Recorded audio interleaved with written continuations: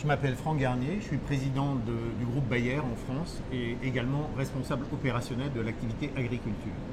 Vous avez accepté d'intervenir lors de la médiation du 27 septembre. Qu'est-ce qui motive votre implication? Il y a deux éléments qui motivent notre implication dans cet événement. Le premier élément, c'est que l'agriculture a toujours répondu aux attentes de la société.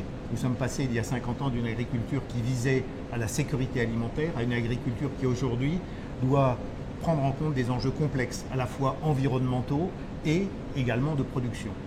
Nous sommes un acteur important de cette filière agricole et nous estimons avoir des réponses concrètes à apporter. C'est la raison pour laquelle nous voulons participer. Le deuxième élément, c'est que nous avons observé également une certaine distance qui s'est créée entre le monde rural et le monde citadin, créant parfois un certain nombre d'incompréhensions. Là aussi, nous estimons que notre mission en tant qu'acteur du monde agricole, c'est de participer au débat, d'une part pour écouter les attentes qui se font jour, mais également pour exprimer un certain nombre d'actions concrètes, présenter un certain nombre de choses que nous avons faites et de pistes que nous suivons pour permettre de répondre à ces enjeux vers une agriculture plurielle et durable. Votre secteur est directement mis en cause par les environnementalistes. Quelles actions concrètes développez-vous pour répondre à ces attaques? Nous entendons ces remarques et nous les prenons en compte. Au niveau de l'entreprise, j'ai mis le groupe Bayer en France en mouvement pour répondre conjointement à un triple objectif qui est d'une part la compétitivité des exploitations agricoles, d'autre part la préservation de la santé des agriculteurs et la limitation des impacts environnementaux de l'activité de production agricole. Par rapport à ces objectifs, nous avons déjà et nous continuons à apporter des éléments concrets. Par exemple, vous êtes ici au centre de recherche de la Dargoire.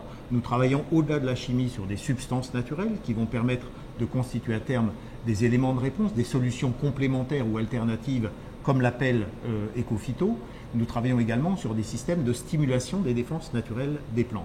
Au niveau de la sensibilisation et de la protection des agriculteurs par rapport aux risques liés à l'utilisation de nos produits, nous travaillons sur des systèmes, des outils très concrets comme Phytofluo.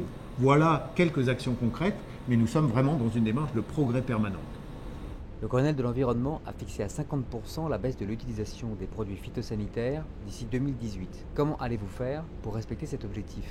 Nous n'avons pas attendu le Grenelle de l'environnement pour agir.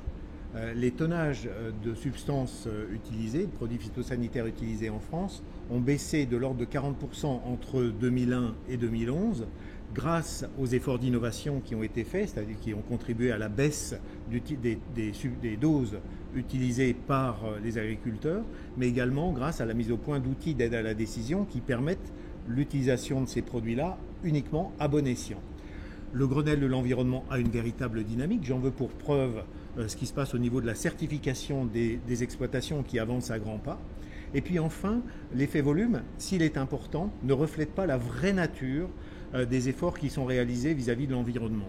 Et je souhaite qu'au cours de cet événement, nous ayons l'opportunité de discuter ensemble des indicateurs qui vont permettre de mieux caractériser les effets de nos produits sur l'environnement, mais aussi de pouvoir mesurer ensemble les progrès réalisés.